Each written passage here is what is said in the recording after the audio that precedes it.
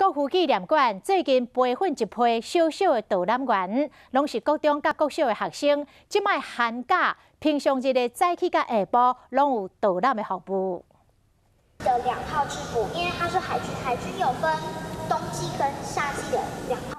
国小5年的詹千汉，不管是介绍国父纪念馆的建筑物，也是礼宾，讲甲真清楚、佮专业，互大人看了拢学到。伊是国父纪念馆培训的小小导览员，介绍历史嘛，介绍馆内典藏的文物，伊用真侪时间来准备。像是有一些东西我要特别去背，然后有时候就是要背比较久才能背得起来。这个古迹之美所建筑的线条之美，跟它古迹的历史。 我们希望让古迹会说话，好，所以我们找了这个小朋友哈来做小导览员。